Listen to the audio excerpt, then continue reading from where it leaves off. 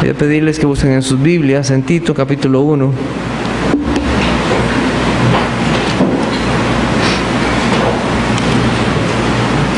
Vamos a leer los versículos del 1 al 6. Tito capítulo 1, versículos 1 al 6. Amén. Amén. Pablo, siervo de Dios y apóstol de Jesucristo, conforme a la fe de los escogidos de Dios y el conocimiento de la verdad que es según la piedad, en la esperanza de la vida eterna, la cual Dios, que no miente, prometió desde antes del principio de los siglos, y a su debido tiempo manifestó su palabra por medio de la predicación que me fue encomendada por mandato de Dios nuestro Salvador.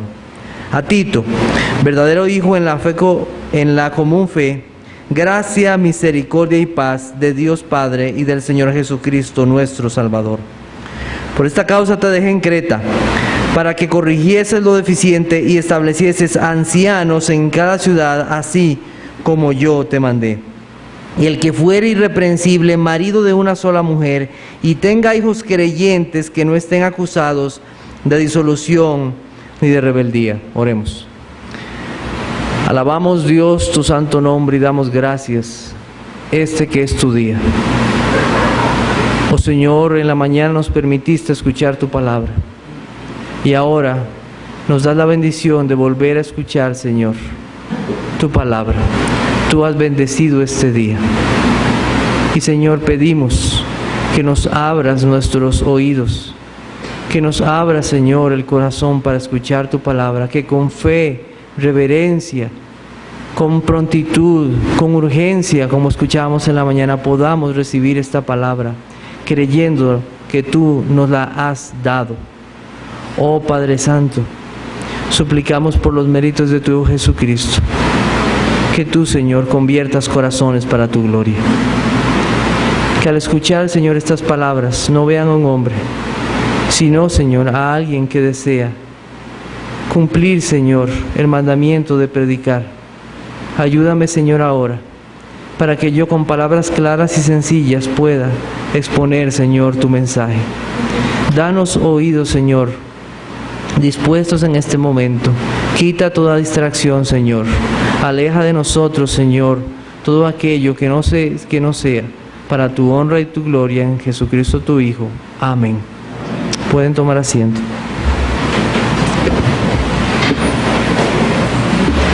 Estamos estudiando la carta de Pablo a la iglesia que estaba en la isla de Creta, que pertenece a Grecia en el mar Mediterráneo, y fue escrita por ahí del año 67 después de Cristo. Esta carta tiene el nombre de Tito, pues fue a esta iglesia donde un hombre fue enviado para predicar la palabra del Señor. Si usted no estuvo con nosotros hace 8 días, lo que hablamos fue de cómo Dios es el inicio y el fin de todas las cosas. De Él provienen todos los recursos necesarios para hacer aquello que Él ha pedido a favor de su pueblo. He terminado Job, y hay un versículo en el capítulo 38 que dice lo siguiente: ¿has entrado tú en los tesoros de la nieve? ¿O has visto los tesoros del granizo? Tal vez usted ha tenido la oportunidad de ver nieve, de tocar la nieve. Aquí en Costa Rica no tenemos esa oportunidad, pero algunos sí, o lo han visto por televisión. Uno ve montañas y montañas de nieve. Pero este versículo dice Dios, es Dios que dice: ¿has entrado tú en los tesoros de la nieve? Dios dice que en una pequeña porción de nieve, en esas bolitas que caen, hay tesoros. Muchos dicen que al verla a través de un microscopio, se ven figuras de cristales perfectos y que ninguna es igual a la otra. Pero nosotros nada más lo que vemos es nieve. En los versículos 1 al 4 hay tesoros enormes. Y muchas veces nosotros nada más pasamos la lectura y leemos, pero no vemos los tesoros tan grandes que hay en los versículos del 1 al 4. Yo no puedo repetir el mensaje que di la semana pasada, pero nada más quiero hacer un pequeño repaso de lo que nosotros vimos la semana pasada, muy brevemente de lo que hablamos. Nosotros hablamos de estos pasajes que la salvación es de Dios, y si usted está llevando un bosquejo puede apuntarlos nada más para tenerlos y después estudiar esos tesoros con detalle, con detenimiento. La salvación es de Dios. Nosotros leímos que Él nos ha escogido, y es algo que nos debe llenar de humillación y agradecimiento, porque nosotros no éramos ni somos dignos de que el Señor nos haya salvado. ¿Qué merece todo hombre? El infierno. Somos pecadores, lejos de Dios, buscando nuestra propia voluntad, separados de Dios por la eternidad. Y Dios hubiese seguido siendo justo y un Dios amoroso si todos los seres humanos van al infierno, porque ese es su justo castigo por su maldad. Y es Dios justo si Él castiga la justicia. Pero ¿qué hizo Él? Él escogió un pueblo para su gloria, por el puro afecto de su voluntad, porque Él mismo quiso, sin ver nada en nosotros, y dio a su amado Hijo para vivir la vida que ningún hombre ha vivido, y morir en la cruz, y tomar esa cruz como suya, que nos pertenecía a nosotros, y pagar así la culpa. ¡Qué amor, qué misericordia de Dios! A veces criticamos esa voluntad de Dios en escoger, pero no nos damos cuenta cuánto nosotros rechazamos a Jesucristo, el Hijo de Dios. ¡Cuánto lo hemos rechazado! Es un Dios maravilloso, es un Dios de amor, es un Dios en el cual debemos de creer. ¿Qué hace Él? Él da fe y confianza, y es la forma en que llama a los suyos para que crean en su Hijo Jesucristo. Él les da fe para creer y pongan toda confianza en Jesucristo. Aquellos que Él ha escogido ponen fe para confiar en Jesucristo su Hijo. Estos que ahora son de Dios, creen la verdad de Dios, y por su Espíritu Santo ellos quieren vivir a la luz de los mandamientos de Dios, y ellos, creyendo la verdad de Dios, la verdad del Evangelio, desean vivir vidas piadosas para agradar a Dios en todas las cosas. Una verdad, solo hay una verdad absoluta. Pero alguien que diga que es la verdad y no predique a Jesucristo, no va a llevar a una verdad y a una vida piadosa verdadera. Solamente aquella verdad que está centrada en Jesucristo va a llevar a una vida verdadera de piedad.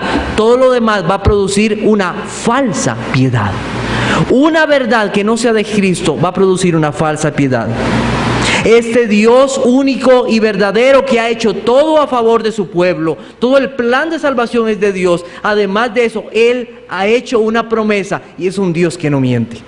¿Cuál es esa promesa? Y esta es la promesa que Él nos ha dado: la vida eterna, dice 1 de Juan, capítulo 3. Esa promesa de estar con Él, y esa promesa comienza conociendo al Padre y al Hijo. Esta promesa que tiene todo aquel que ha creído en Jesucristo, un día estar con su amado Salvador por siempre. Es la promesa de Dios, de aquel Dios que no miente. ¿Cuál es el método que Dios ha elegido para salvar a los seres humanos? En la mañana lo vimos. ¿Cuál es? La predicación de la palabra de Dios. Y eso Dios mandó al apóstol Pablo a predicar la palabra de Dios, a predicar su evangelio. La predicación es el método que Dios ha elegido para que los hombres y las mujeres conozcan de Él y sean salvos. No podemos confiarnos en otros métodos.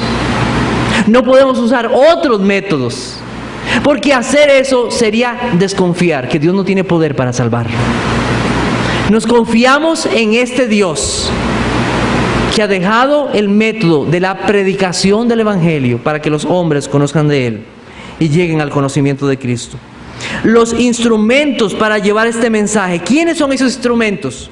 Nosotros vimos la semana pasada que uno de esos instrumentos que Dios usó fueron los apóstoles. Siervos de Dios. Nosotros dijimos que podemos compartir que somos siervos de Dios, como fue Pablo, pero no apóstoles. Ya Dios dio sus apóstoles y sobre ellos edifica la iglesia. Es el fundamento. Los apóstoles y los profetas que han escrito fueron instrumentos usados por Dios para escribir su palabra. Y nosotros dijimos de ellos así muy brevemente, eran hombres que fueron testigos de la resurrección de Cristo, fueron hombres que recibieron el evangelio del Señor. Fueron escogidos directamente por Cristo. Y yo no di los pasajes la semana pasada. Entonces, para el que los quiera apuntar acerca de esto, eran Hechos 1, 21 al 22, Gálatas 1, 11, 12, Segunda de Corintios 12, 2, Gálatas 1, 1 y Primera de Corintios 15, del 1 al 10. Pero hoy no tenemos apóstoles. No tenemos apóstoles. Pero sí tenemos siervos de Dios. Y Tito fue uno de esos siervos de Dios. Él no fue un apóstol, él no fue un profeta, un simple siervo de Dios. Un hombre cambiado por Dios para su gloria. Pablo le llama a él un hijo en la común fe. Como dijimos, posiblemente Pablo le predicó el evangelio y el Señor lo salvó por su gracia. ¡Qué gozo para Pablo! Este hombre, Tito, era judío. Tito era griego y Pablo era judío. ¿Ustedes saben qué pasaba entre los griegos y los judíos? No se llevaban. Ellos no se llevaban. Pero ¿sabe qué? En Cristo queda derribada todas esas cosas. En Cristo no hay nacionalidad. En Cristo no hay lengua. En Cristo no hay color de piel. En Cristo no hay sexo. Es un pueblo de Dios. Es una familia de Dios. Qué gozo saber esto. Debemos de considerar que los familiares en la carne son temporales, mientras los espirituales son permanentes. Qué gozo. Nosotros no leímos mucho acerca de quién era Tito, pero debemos reconocer la obra de Dios en este hombre. Voy a darles unos pasajes y ustedes pueden estudiarlos en su casa. Segunda de Corintios 7, del 13 al 16. Él hacía una labor muy importante. Podían las personas dar testimonio de este hombre. Él había ganado el cariño de los hermanos hacia el servicio a ellos. También Segunda de Corintios 8, 23 al 24, para que los apunte. Él era un mensajero del evangelio y su deseo era dar la gloria a Dios. No era alguien que buscaba reconocimiento. Yo trabajo a la par del apóstol Pablo, escúchenme. No, él no buscaba ningún reconocimiento. Él deseaba servir al Señor. Él mostró amor a las iglesias. Eso lo podemos ver también en 2 de Corintios 12, 17 al 18. Él fue enviado y él iba a donde era necesario y él nunca cambió el mensaje, aunque la situación fuera muy difícil. Él llevaba el mensaje de la palabra de Dios. Eso es lo que necesitaban los hermanos. ¿Cuáles eran los recursos que Dios dio para toda esta labor? Su gracia, su misericordia y su paz. Pablo no se confió en Tito. Tengo un hombre de confianza de más de 20 años en el evangelio. Este sí va a poder. No, la confianza de Pablo era la gracia y la misericordia que solamente están en Dios y en su Hijo Jesucristo. Esto fue lo que vimos en resumen la semana pasada para que usted los pueda tener presentes. ¿Qué vamos a ver en este domingo? En este domingo nos vamos a centrar en los versículos 5 y 6. Y el mensaje en esta noche se llama Una necesidad urgente para toda iglesia, pastores conforme a Dios. Pastores conforme a Dios. Y esperamos que el tiempo nos alcance para esto. Muy bien. Asumimos que Pablo ha salido de Creta. Y ahora él ha dejado en la iglesia a este hombre, Tito, con la autorización de Pablo. Esto habla y exhorta y reprende con toda autoridad. Eso nos dice en el capítulo 2, versículo 15. Capítulo 2, versículo 15 de Tito dice: esto habla y exhorta y reprende con toda autoridad, nadie te menosprecie. Este hombre fue dejado ahí con la autoridad de la palabra de Dios y por mandato de Pablo. La Biblia de las Américas, refiriéndose al versículo 5, dice: por esta causa te dejé en Creta para que corrigiese lo deficiente. Dice: para que pusieras en orden lo que queda. Hermanos, no hay iglesia perfecta. No hay iglesia perfecta. ¿Por qué? Porque está compuesta por pecadores. Está compuesta por pecadores. Hay iglesias que han avanzado más que otras, pero nunca el punto de comparación entre una iglesia y la otra debe ser entre ellos mismos. El punto de comparación, ¿sabe quién es? El Señor Jesucristo. A la medida, a la estatura de un varón perfecto, a Jesucristo. No iglesia, es que es aquella iglesia, no hermanos, es el Señor Jesucristo. Y nosotros tenemos aquí lo que tenemos, no porque somos 4 pastores. Tenemos esto por la gracia de Dios, hermanos. Y debemos de dar gracias a Dios. Y humillados delante de la presencia de Dios. No debemos de gloriarnos nunca en nosotros mismos. Hay pastores o líderes que miden sus iglesias por la cantidad de gente o por el tipo de templo que tienen. Es que mi iglesia tiene este templo y tiene tanta gente. ¿Cuánta gente? Lo primero que preguntan es: ¿y cuánta gente hay en su iglesia? No, ese tipo de cosas no. Esta iglesia debe crecer a la medida y a la estatura de Cristo. Hermanos, sed imitadores de mí y mirad los que así se conducen según el ejemplo que tenéis en nosotros. Queremos imitar a nuestro Señor e imitar a aquellos que quieren imitar al Señor Jesucristo. Esta iglesia tenía problemas doctrinales, problemas en la familia, problemas en el trabajo. O sea, estaba llena de problemas. ¿Por dónde comenzar? ¿Cuál era la situación? ¿Qué había que hacer? Usar lo que nos dicen los versículos del 1 al 4. La verdad de Dios para que las personas vivan vidas piadosas. Eso era lo que debía suceder. Hay iglesias que pueden funcionar sin un pastor. Serán iglesias deficientes. Un pastor que tenga los requisitos que Dios pide es una bendición, hermanos. Es una bendición de Dios. Y debemos de dar gracias a Dios. No debemos decir por sentado: ay, sí. No, es gracias a Dios por esto. Es un hombre que debe de cuidar de la iglesia.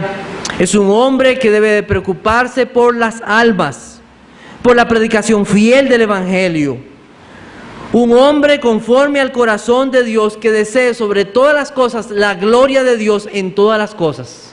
Eso es un regalo de Dios. Eso no pasa así por casualidad. Pero Dios ha prometido dar dones a su iglesia. Hay un ejemplo muy triste en cómo los hombres pueden establecer a líderes en las iglesias. Vamos a buscar Primero de Reyes, capítulo 13, versículos 33 y 34. Primero de Reyes, capítulo 13, versículos 33 y 34. Jeroboam era un hombre a quien Dios le había dado 10 tribus de Israel. El pueblo, Salomón, han pecado delante del Señor. El Señor ha determinado esto. Y Jeroboam queda con 10 tribus. Y él comienza a establecer líderes, sacerdotes en medio del pueblo. Y vean la forma en que lo hace. Con todo esto no se apartó Jeroboam de su mal camino, sino que volvió a ser sacerdotes de los lugares altos de entre el pueblo, y a quien quería lo consagraba para que fuese de los sacerdotes de los lugares altos. Y esto fue causa de pecado a la casa de Jeroboam, por lo cual fue cortada y raída de sobre la faz de la tierra. Vean la forma en cómo este hombre establece líderes. Ya Dios había establecido quiénes serían los líderes del pueblo de Israel en cuanto a la enseñanza, en cuanto al sacerdocio. Era el pueblo de los levitas. A quien se le ocurría, a ese ponía. Y es mucho de lo que pasa hoy en muchas iglesias. Se me ocurre ese. Buena gente, saluda mucho, tiene buena apariencia, es muy estudiado, vamos a ponerlo, él puede servir. Pero no se fijan en lo que Dios ha pedido para un pastor. Cuidado de estas cosas. Pablo le dice a Tito que establezca ancianos. La palabra establecer tiene el significado en griego de nombrar una persona para una posición oficial, como cuando se hace el nombramiento de un juez o un gobernador. La palabra lo que quiere decir es que él va a ejercer autoridad. Tito debe designar hermanos calificados en cada iglesia de la ciudad de Creta. Él ha sido comisionado y para esto tiene sus instrucciones, como yo te he mandado. Tito no podía hacer según a él quería, sino como Pablo le había estipulado. Y esas instrucciones están vigentes para hoy, no están anuladas. No están anuladas por una universidad o por un título. Aquí en la palabra de Dios está lo que se debe observar para un pastor. Esto nos dice que para el nombramiento de un anciano debe haber al menos un hombre de Dios autorizado o reconocido, como era Tito, para que vigile que todo se haga conforme Dios lo manda y que finalmente haga el reconocimiento de aquellos que bíblicamente cumplen los requisitos, y que la iglesia también reconozca en ese hombre que ese hombre es un hombre de Dios y cumple los requisitos que Dios ha pedido. Hay reglas. Voy a hacerme pastor de esta iglesia. ¿Cómo que usted se va a hacer pastor de esta iglesia? Eso no es así. Eso no sucede así. Y hay muchos casos que hemos escuchado acerca de esto. Este anciano tendrá autoridad en la iglesia, pero esta autoridad está limitada a la palabra de Dios. Este hermano no le va a decir a usted: mire hermano, pinte su casa de color verde fosforescente. Él no tiene autoridad para eso. Eso decídalo usted, como usted quiera. Pero en cuanto a la palabra de Dios, si él es un siervo fiel, en cuanto a lo que tiene que ver a una vida para con Dios, a la salvación de las almas y una vida de piedad, la Biblia nos dice cómo debemos actuar para ese hombre. Vamos a buscar Hebreos. Hebreos capítulo 13, versículo 17.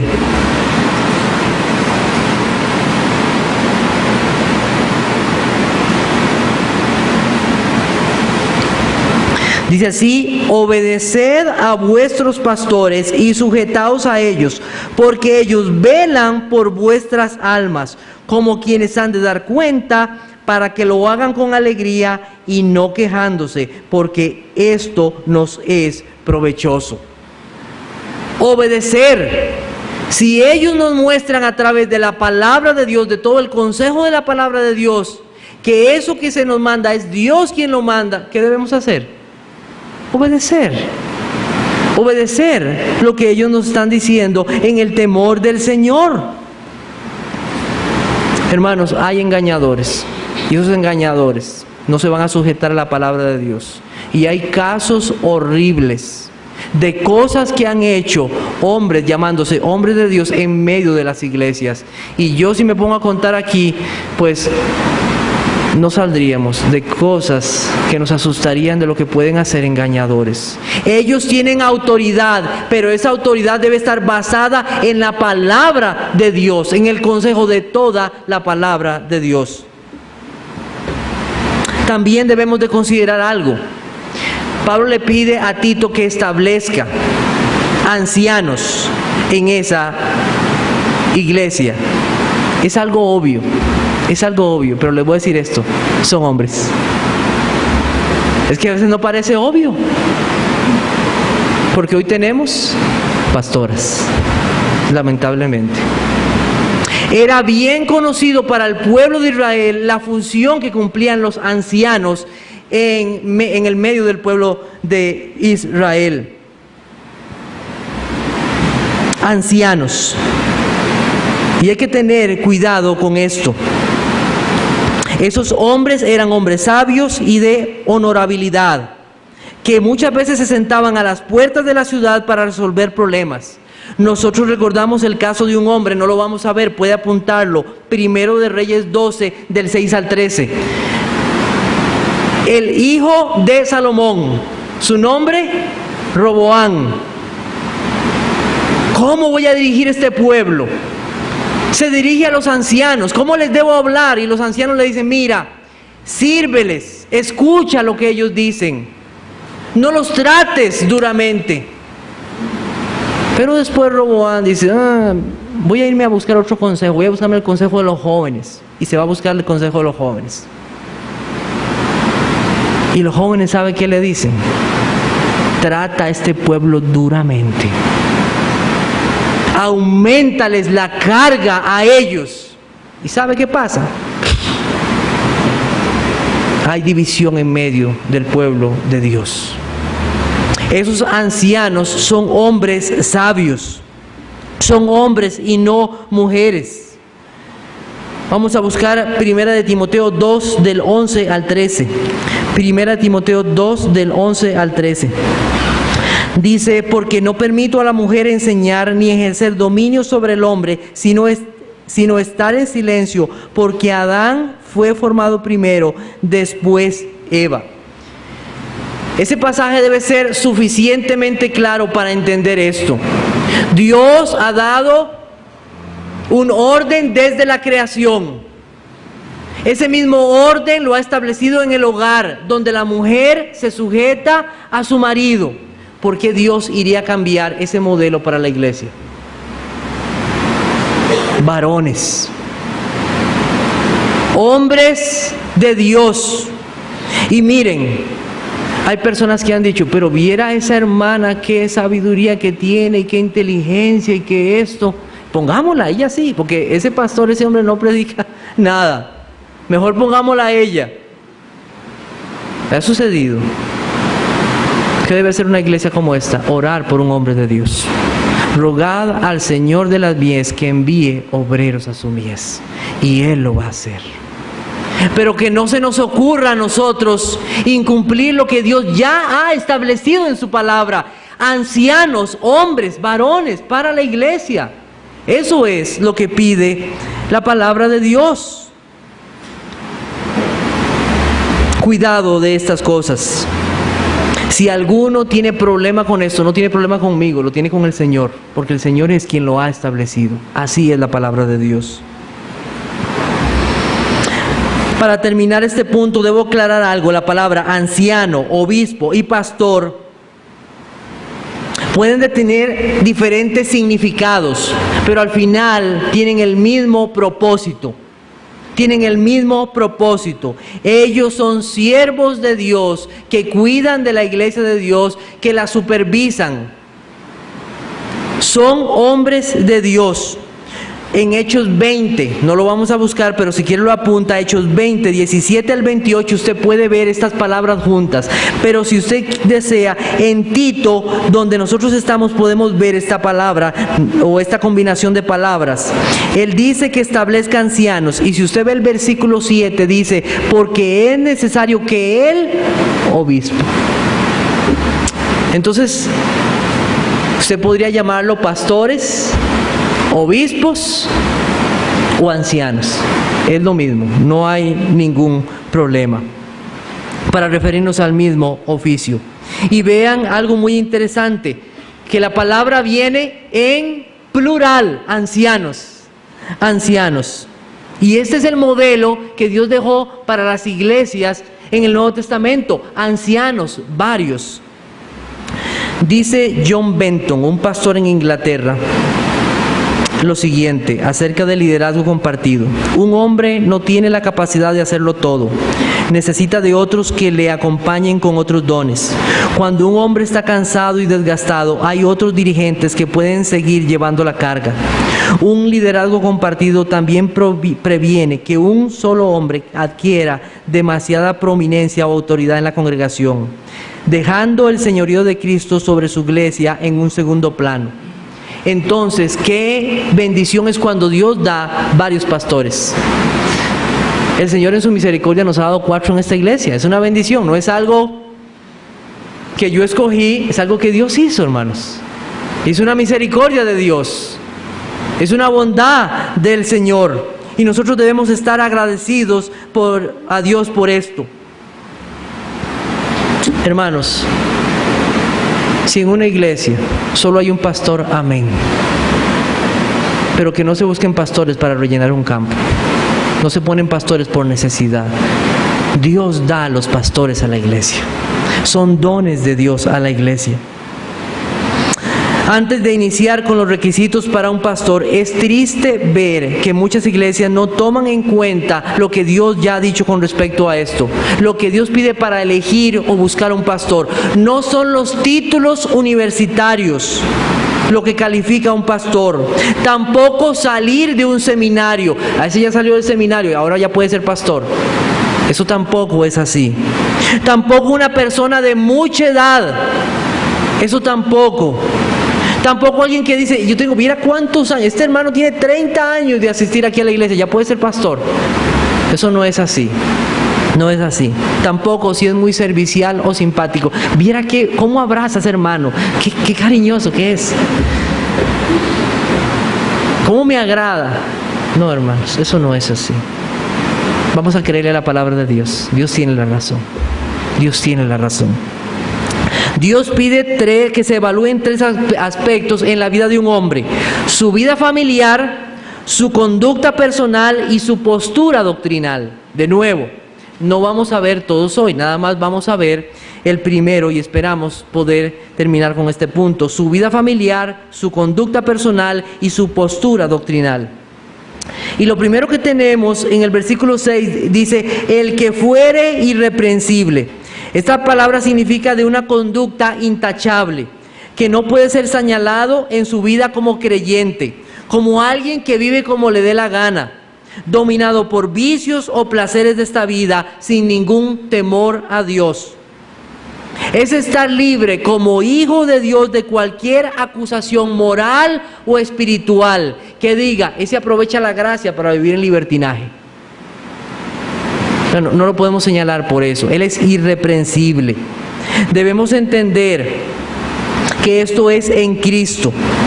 ¿Por qué? Hermanos, porque antes nosotros no deseábamos hacer la voluntad de Dios. Fue Dios quien nos cambió el corazón y la mente para hacer su voluntad. Irreprensible no significa sin pecado. Eso no significa. No, que ahora vive una vida que quiere agradar a Dios en todas las áreas de su vida. En todas las áreas de su vida. Él quiere vivir para Dios, agradándole. Él no desea ofender a Dios y a los demás. No significa perfección. Dice Juan Calvino que se refiere a alguna deshonra que pueda disminuir su autoridad. Él dice que es así. Habla, pero vean su forma de vivir. No es así. Vamos a buscar 1 Samuel 12. ¿Qué pasaje ese? ¿Qué siervo de Dios?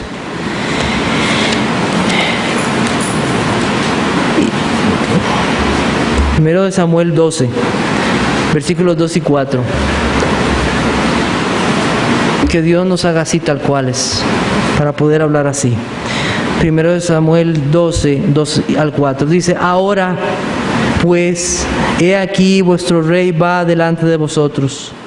Yo soy ya viejo y lleno de canas, pero mis hijos están con vosotros, y yo he andado delante de vosotros desde mi juventud hasta este día. Aquí estoy. Atestiguad contra mí delante de Jehová y delante de su ungido, si he tomado el buey de alguno, si he tomado el asno de alguno, si he calumniado a alguien, si he agraviado a alguno, o si de alguien he tomado cohecho para cegar mis ojos con él, y os lo restituiré. Entonces dijeron: nunca nos has calumniado, ni agraviado, ni has tomado algo de mano de ningún hombre. Un hombre irreprensible. No pudo ser disminuida su autoridad. Eso es gracia de Dios, hermanos. Gracia de Dios. Que el Señor haga hombres así. Unos hombres que pueden tener una limpia conciencia delante del Señor. ¿Cómo era su vida? ¿Cómo debe ser evaluada su vida familiar según la palabra de Dios? Marido de una sola mujer. Marido de una sola mujer. Voy a decirles qué no significa esto. No significa que sea casado solo una vez en la vida. No significa esto. No significa esto. Esto estaría en contra de las enseñanzas de la Biblia que indican que cuando un cónyuge muere, él puede tener la opción a casarse con otra persona con tal que sea en el Señor. Con tal que sea en el Señor. Tampoco enseña que los pastores deben estar casados, ya que en la soltería hay una enorme oportunidad de servir al Señor. Jóvenes solteros, hay una enorme oportunidad de servir al Señor en la soltería. Puede buscarlo en 1 Corintios capítulo 7. Ahí habla bastante de aquellos solteros, solteras, de cómo pueden servir al Señor en su soltería. Entonces, ¿qué quiere decir marido de una sola mujer? ¿Qué significa? Significa que él sea fiel y comprometido con una sola mujer. Fiel y comprometido con una sola mujer. Dolorosamente, debemos de decir que una de las cosas que ha servido para que el mundo hable mal de Cristo y de su iglesia es la forma en que muchos pastores han pecado delante del Señor con esto.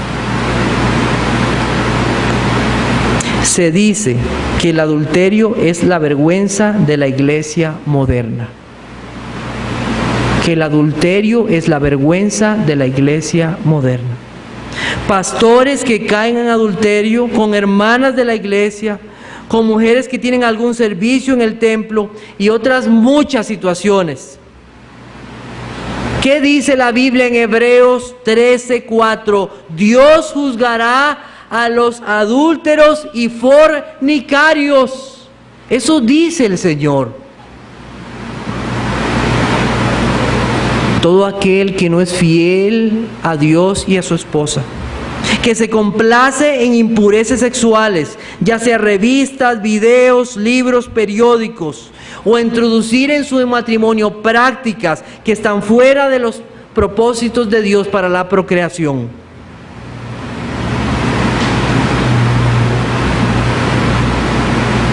Y cualquiera no está libre de eso.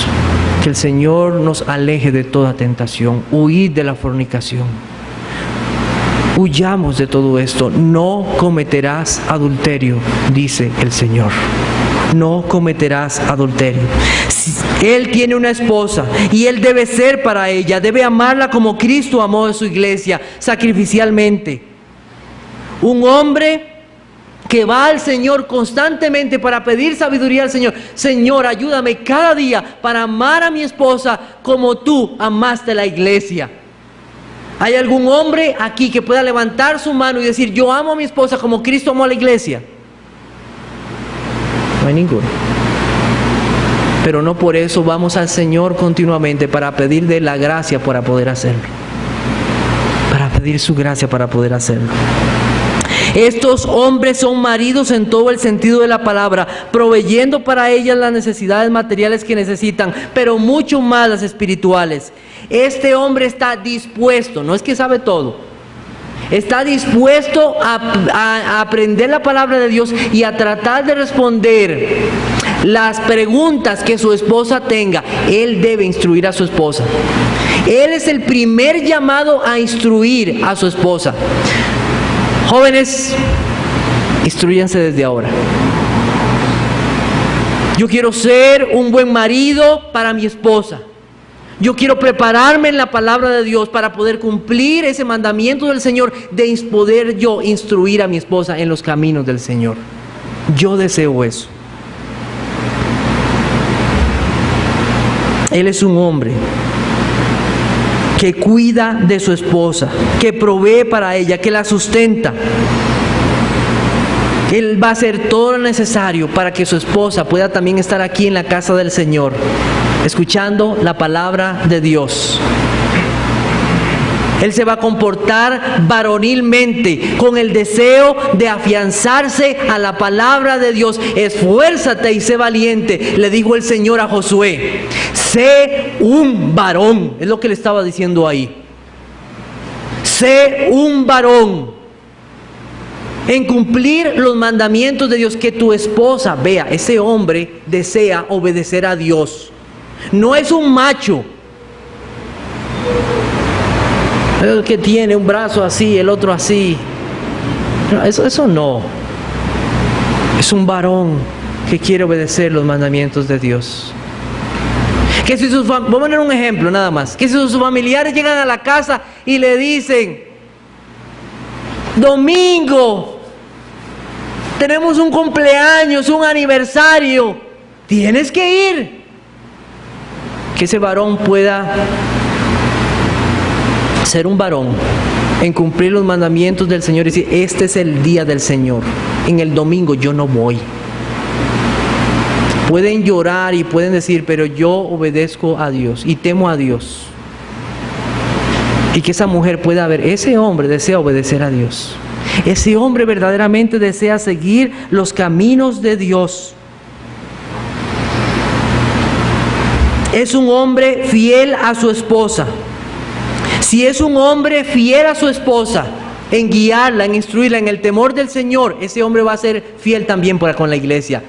Ver a ese hombre es como ver una ventana, donde vemos a ese hombre y decimos: este hombre es fiel y comprometido. Así lo va a hacer con su iglesia, con la iglesia de Cristo. Un hombre comprometido. ¿Qué tal si es soltero? ¿Qué vamos a ver? ¿A cuál esposa le vamos a preguntar? Si es soltero, ese hombre va a cumplir el mandamiento del Señor de honrar a sus padres y a su madre. No las va a tratar con desprecio, va a ser amable y decente, no solamente con su madre, sino con toda mujer. Que cuando este hombre hable del Evangelio, que su forma de vivir no vaya a borrar todo aquello que él habla de Cristo y del Evangelio. Él es un siervo fiel del Señor. Y si está casado, su esposa no va a dudar en recomendarlo. ¿Este hombre puede ser un pastor? Claro, este hombre es fiel a mí, es fiel a la palabra de Dios. Yo podría recomendarlo para que fuera un pastor. Es un hombre fiel. Juan Crisóstomo en el siglo I escribió: ¿quieres que tu esposa te sea obediente como la iglesia lo es a Cristo? Entonces ten tú el mismo cuidado proveniente de ella que Cristo muestra por su iglesia. Si incluso te fuera necesario dar tu vida por ella, más aún ser despedazado 1000 veces, más aún soportar y sufrir cualquier padecimiento que fuere, no lo rehuses. Aunque sufras todo esto, ni siquiera entonces habrás hecho nada que se aproxime a lo que hizo Cristo, porque tú estás haciendo esto por alguien a quien ya estás unido, pero Él hizo por alguien a quien le había dado la espalda y lo odiaba y lo menospreciaba. Y no lo hizo por amenazas, ni por violencia, ni por terror, ni por nada, sino por su infatigable afecto. Así compórtate para con tu esposa. Si aún la veas que te mira con desprecio y te tenga en poco y te cause dolor, sin embargo, por tu gran solicitud por ella, por afecto, por bondad, podrás ponerla a tus pies. Sí, aunque sufras lo que sea por ella, no la censures, porque tampoco Cristo hizo tal cosa hacia ti. Un amor fiel. Un hombre así inspira fidelidad a los demás. Jóvenes, deseo preguntarles algo. Muchachas, ¿qué tipo de hombre deseas para que sea tu esposo? ¿Cómo lo deseas? 2 metros, ojos azules, moreno, alto. ¿Qué deseas? ¿Lo deseas a tu gusto o lo deseas al gusto de Dios? ¿Estás orando por un varón que tema al Señor y que desee y que ame sus mandamientos? ¿Que ame más a Cristo que a ti? ¿Estás orando por un hombre de Dios para tu vida? ¿Qué tipo de hombre estás buscando? ¿Estás buscando un hombre que se parezca a lo que se ve en las revistas o en los periódicos para que solo supla tus codicias? ¿O más bien un hombre que llene tu corazón y tu mente con la palabra de Dios? Que tú los veas, ese hombre lleva una vida devocional. Ese hombre me va a poder guiar a mí en una vida devocional al Señor. Hombres, que Dios haga hombres valientes, que deseen amar sus mandamientos y seguirle a Él. Prepárate desde ahora. Ora por esa mujer, que tú puedas ser un hombre de Dios para ella. Mujer, ¿te estás preparando para ser esa esposa que necesita ese hombre de Dios? Las invito a que estén viniendo a esas reuniones los sábados. Es una gran oportunidad para aprender cosas acerca de la palabra de Dios en cuanto a ese tipo de mujer que Dios pide que sean. Madres, ¿están preparando a sus hijas para esto? Para que ellas sepan elegir a un hombre de Dios y no se dejen llevar solo por la apariencia. Que el Señor nos dé sabiduría en todas estas cosas. La vida familiar es algo que Dios ve de cerca. Comienza con una fidelidad a la esposa, pero también nos lleva a una instrucción a los hijos. Dado que es un poco tarde, no vamos a terminar nuestro punto. Vamos a continuar la próxima semana, pero quiero finalizar con estas cosas. Nosotros hemos visto lo que debe ser un pastor. Debe ser una persona que está en Cristo. Una persona irreprensible. Ahora yo pregunto, porque podemos llegar a decir, bueno, hoy fue una instrucción para los que quieren ser pastores, pero a mí no me toca. Todo aquel que está en Cristo debe ser irreprensible. Todo aquel que está en el Señor Jesucristo debe ser una persona que da testimonio de Cristo. Cada creyente, verdadero creyente, lleva el nombre de Cristo grabado en su vida para testimonio al mundo. ¿Cuántos con su forma de vivir han ofendido el nombre de Dios? Han hecho que otros hablen mal del Señor Jesucristo por tu causa. ¿Cómo vives tu matrimonio? Tal vez aquí en medio de la iglesia tú pareces un hombre muy fiel y todo, pero ¿cómo vives en tu casa? ¿Cómo estás viviendo en medio? ¿Se siente tu esposa verdaderamente amada, cuidada, protegida? ¿Le estás guiando al Señor? ¿Estás mostrando hacia ella un amor sacrificial? ¿O eres en tu casa, cuando llegas a tu casa, el rey que hay que servirlo para todo? ¿Ve en ella un verdadero hombre que desea obedecer a Dios en todas las áreas de su vida?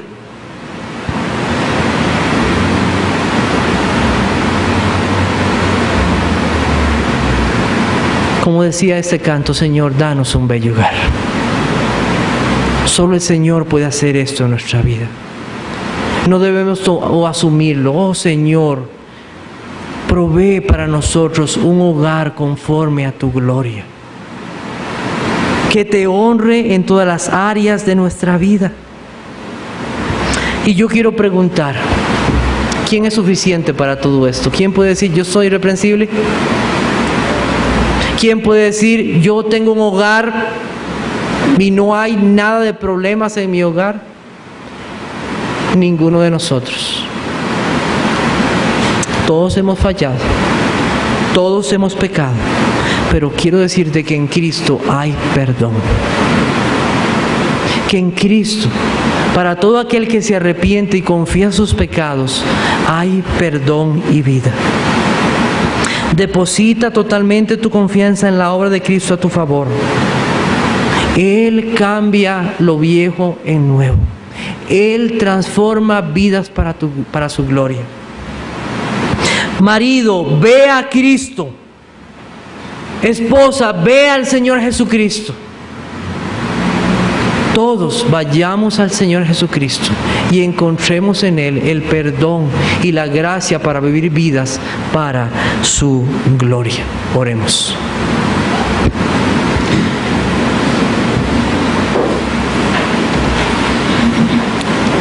Te damos gracias, Señor, en esta noche por habernos dado tu palabra. Oh Señor, solamente tú puedes cambiar los corazones. Solamente tú puedes dar fe. Solo en ti está la vida eterna. Solo en ti está la gracia, la misericordia y la paz que necesita todo ser humano. Y confiamos, Señor, que todo aquel, Señor,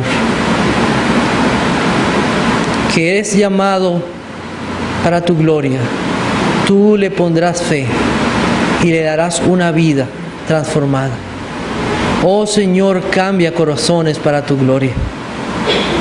Oh Señor, perdónanos también cuando por la forma de vivir en nuestros hogares o la forma en cómo nos comportamos te hemos ofendido. Perdónanos, Señor. Que por causa de nuestra forma de vivir la gente no hable mal de ti. Perdónanos, Señor. Oh Padre Santo, gracias por hogares. Gracias por transformar vidas. Gracias por sacarnos de adulterios, de fornicaciones, de deseos impuros. Oh Señor, guárdanos de toda tentación. Líbranos de las acechanzas del maligno. Y cambia, Señor, nuestros deseos. Cámbianos, Señor, y cambia estos ojos y este corazón para tu gloria. Esto lo pedimos en Jesucristo tu Hijo. Amén.